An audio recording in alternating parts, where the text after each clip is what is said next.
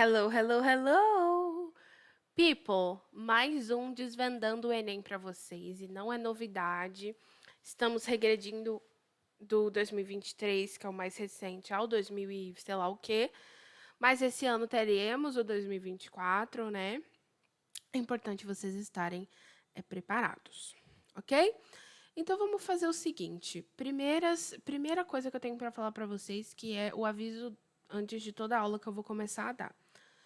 Baixa o PDF oficial da prova, que eu deixo aqui embaixo sempre o PDF oficial da prova, e vai acompanhando comigo, porque os textos não estão aqui no meu PDF, porque, enfim, são textos compridos, né? Tem textos até de uma página. Nesse caso, não, mas nas próximas provas vocês vão ver. Mas o que acontece? É bom vocês tentarem fazer o exercício primeiro e depois vir aqui e ver eu comentando. Então, o que eu gosto de fazer? Toda vez eu vou falar para vocês pausarem, lerem o texto e voltarem aqui para a gente comentar sobre, ok? Então, vamos lá. Se vocês quiserem, pausem, façam, tentem fazer a prova toda e depois venham aqui também para assistir o meu comentário. Question number one. A gente tem uma questão que tem um texto longo, eu estou aqui com ele aberto também numa página separada. Tem um texto longo falando sobre celebridades e não sei mais o que, tá? E a gente tem uma pergunta, né? O texto, que aborda questões referentes ao tema do culto à celebridade, tá? Tem o objetivo de. Opa, ficou errado aqui, mas para você está certo. A. Destacar os méritos das celebridades. B. Criticar o consumismo das celebridades. C. Ressaltar a necessidade de reflexão dos fãs. D. Culpar as celebridades pelas obsessões da sociedade. E E. Valorizar a importância pessoal das celebridades. Seguinte, gente, vamos analisar. Let's analyze, né? Primeiro, vamos analisar o que o texto aborda. O texto aborda como a sociedade valoriza as celebridades pela imagem ao invés de seus talentos, certo? Coragem ou inteligência, qualquer uma dessas coisas. A imagem ela é criada por especialistas em marketing, o público compra essa imagem, porque sente uma certa conexão com a celebridade, né? Vem a dopamina, vem aquelas coisas todas que a gente já sabe. O texto também fala que, embora as celebridades não possam ser culpadas por todos os problemas sociais, o verdadeiro problema reside na demanda da sociedade por essa cultura de celebridade. Então, sempre está precisando ali de alguém para seguir. Meu Deus, eu preciso ver fulana, senão eu vou me jogar da ponte, sabe? Um negócio assim. Então, beba seu café também e sua água. Então, o que acontece? O texto é bem complexo, mas voltando para as opções que a gente tem, tá? O que o texto... O tema...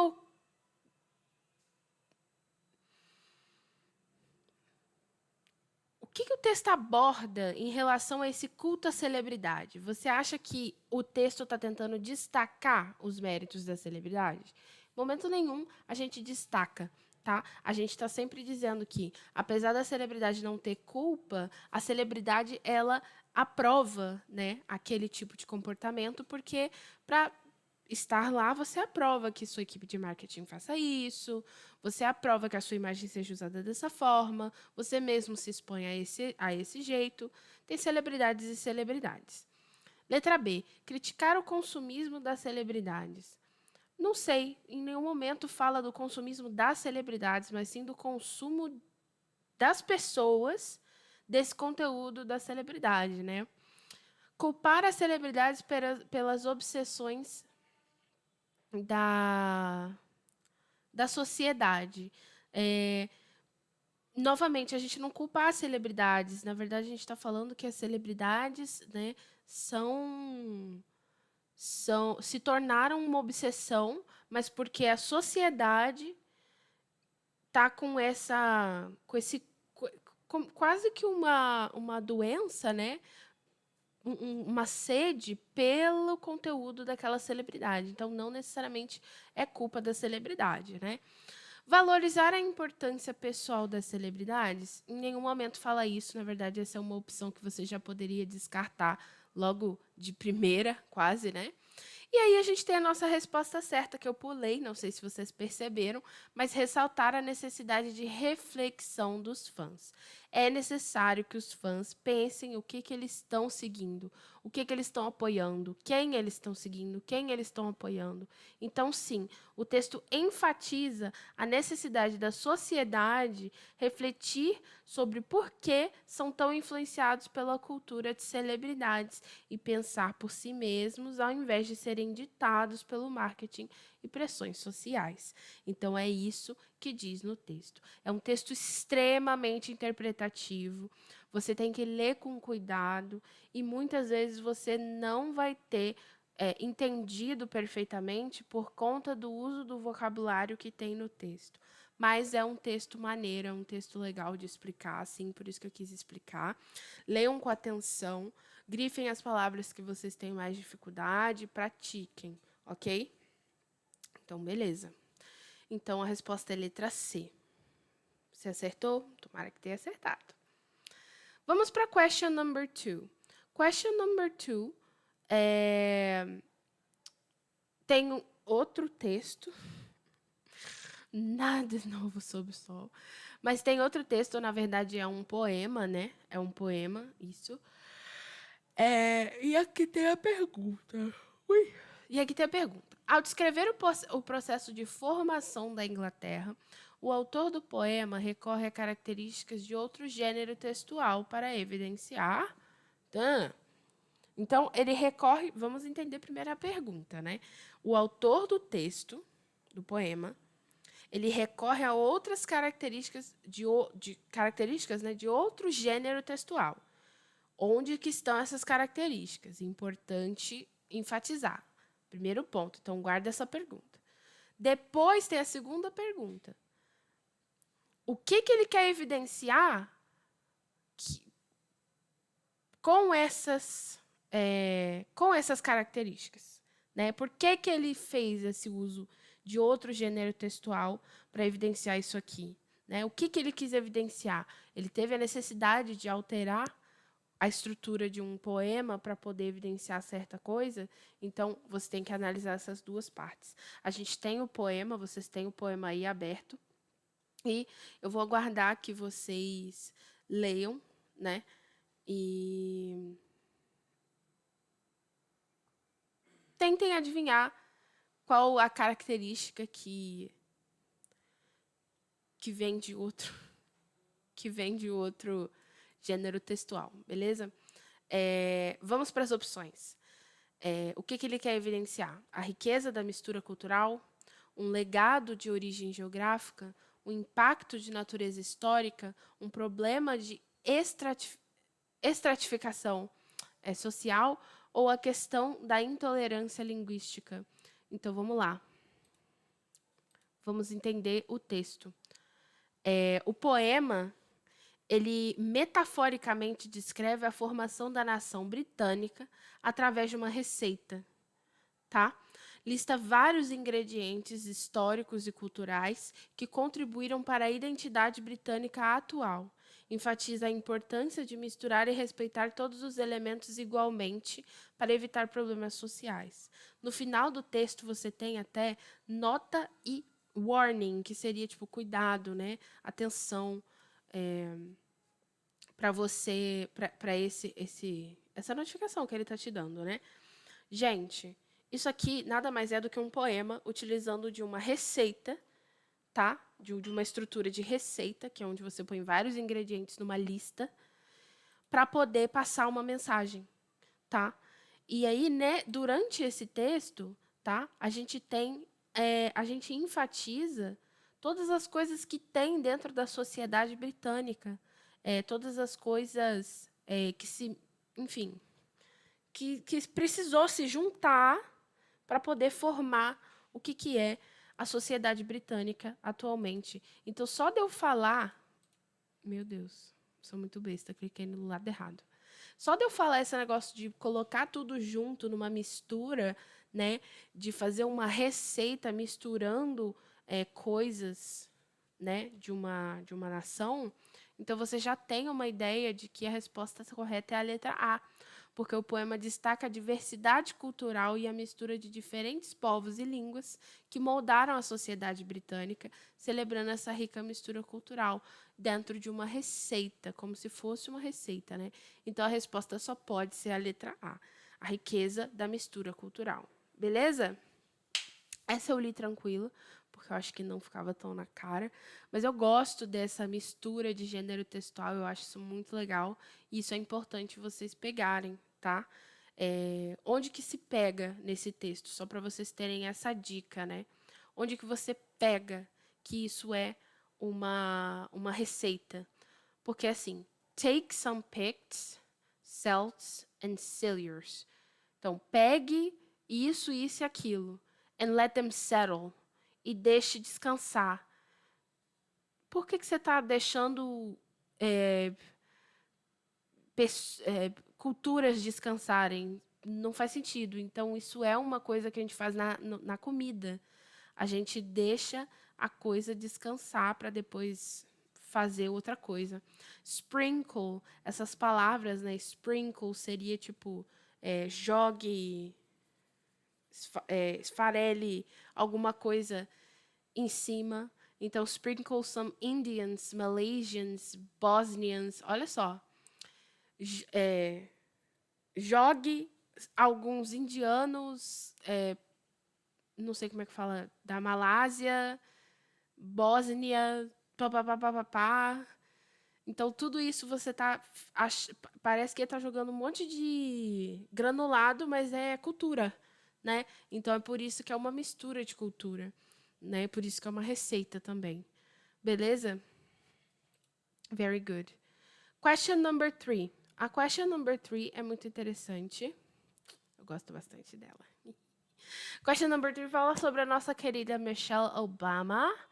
E, na verdade, essa questão, ela tá querendo que você fale sobre uma palavra, tá? Um vocábulo. Show? Durante o texto, a gente tem algumas coisas, inclusive eu vou explicar depois o significado do texto, tá logo aqui do lado. Mas vamos ler a questão. Primeiro, vocês leram já o texto, né? Mas a crítica do livro de memórias de Michelle Obama, ex-primeira-dama dos Estados Unidos, aborda a história das relações humanas na rede natal da autora. Na cidade natal, rede. Na cidade natal da autora. Nesse contexto, o uso do vocábulo unthinkable ressalta que, primeiramente, onde é que está o unthinkable? Vamos procurar. Olha só, tá no final.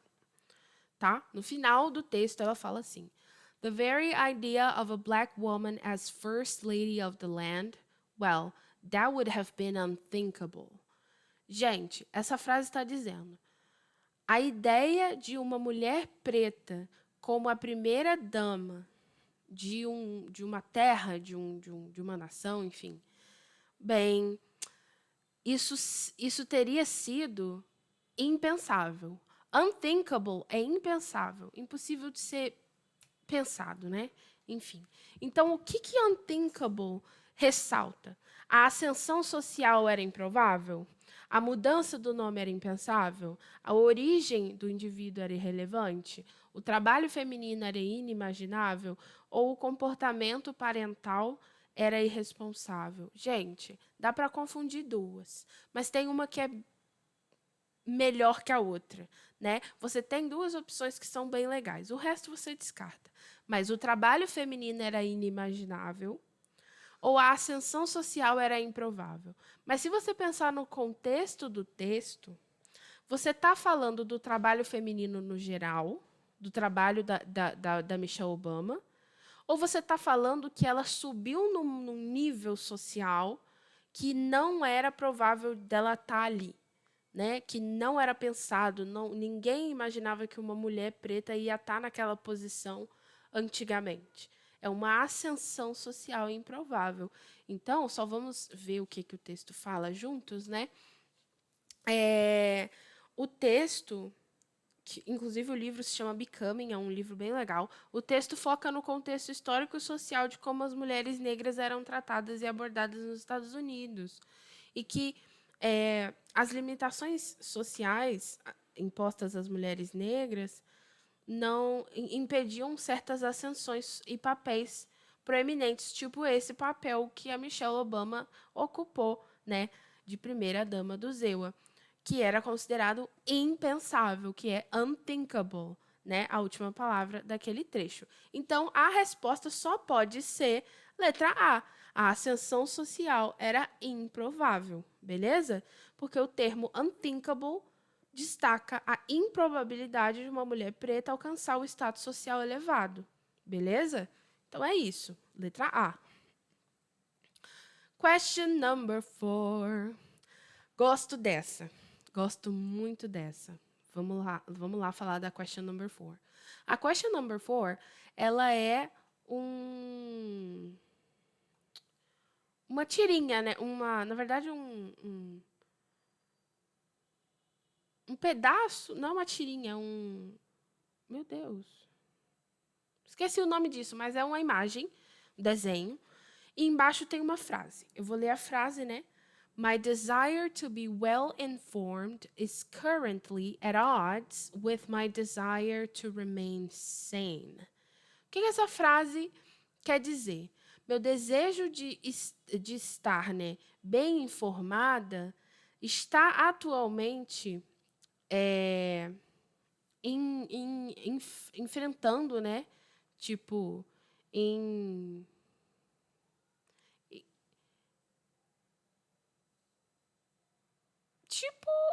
nossa, é muito difícil traduzir esse tipo de em combate, né, em impasse com o meu desejo de me manter sã. Então, são, eu não sei quem exatamente está falando nessa tirinha. Mas, o que a pergunta quer saber? A presença de at odds with na fala da personagem do cartoon revela a necessidade de acessar informações confiáveis, dificuldade de conciliar diferentes anseios, desejo de dominar novas tecnologias, desafio de permanecer imparcial, vontade de ler notícias positivas. Eu acho que é a letra E, né? Até parece. Gente, poderia ser confundido de novo as seguintes opções. Letra B, dificuldade de conciliar diferentes anseios. Ou letra D, desafio de permanecer imparcial, porque são duas coisas que você não sabe escolher. Essa expressão at odds with quer dizer que as coisas estão em impasse. Você tem duas vontades, no cartoon você tem duas vontades. Apesar de você querer muito fazer isso, você tem medo que quando você fizer isso, isso aqui vai acabar, né? Quase que saiu, vai acabar. Então, tipo assim, se você se a mulher buscar informação, a sanidade dela vai acabar. Porque ela vai, além de entender muita coisa que está errada, muita gente vai falar muita coisa para ela, porque mulheres antigamente não deviam buscar informação, não deviam ter intelecto, né? Então,